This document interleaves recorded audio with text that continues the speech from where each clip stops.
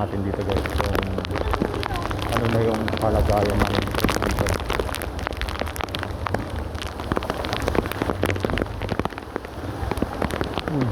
Out na.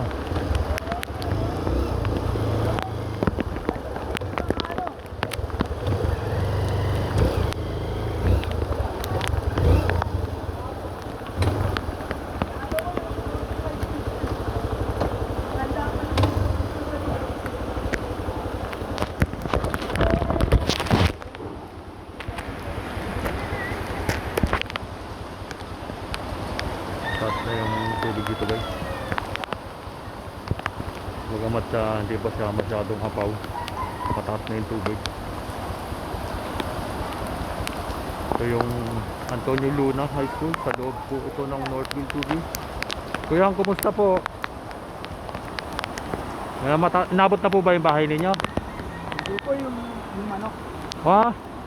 Ayun guys, may mga manok pala doon sa ano, parang isla, no? Creek po ito. Kaya pag wala pong tubig, pag hindi mo ulan, nakalitaw po yung lupa doon. Kaya may mga alaga silang mga hayop doon, may mga manok. So ngayon mataas ang tubig, naiwan yung mga alaga nila doon. Kaya Nakikilala po sir, para makatawid ako sir. ito si kuya naghahagis ng lubid para lang makatawid doon siguro.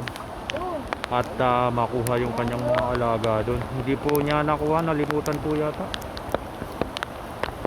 Wala nang handa kung hindi ko nasagit.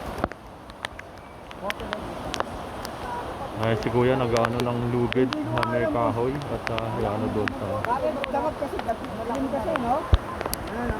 Ayan po, yung bahay kubo na yan, may mga alaga po siyang mga hayop dyan. Kaya nga nawawa yung masisigan. Mga sisiw. Kaya na yung pabot ko. Uy, okay, matay mo isa eh. Kaya nga, hindi lang kaya. Basta na.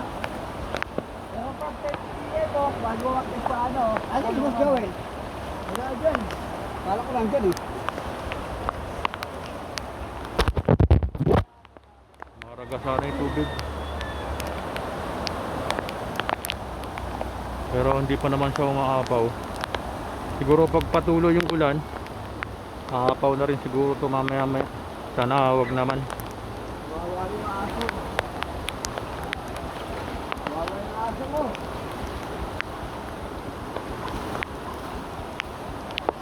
Yun, may mga ano pala doon yan guys. Mapapasin nyo yung mahayaba ay tubo doon.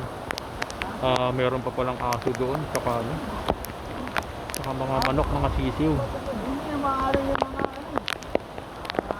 Ay, kawawa naman.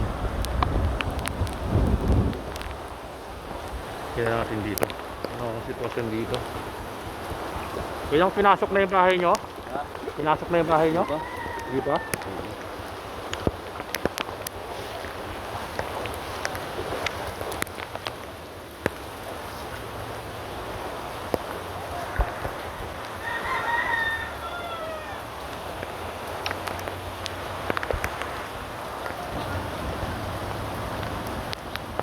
Nakakulong pa naman.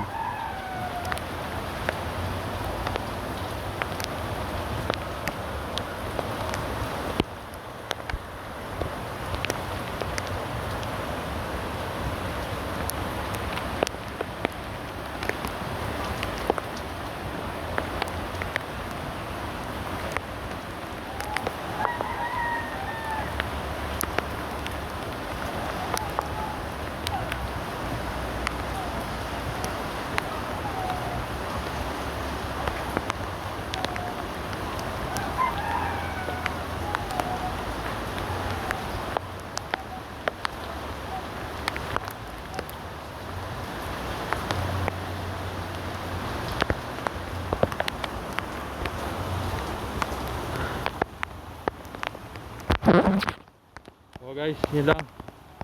Bye bye.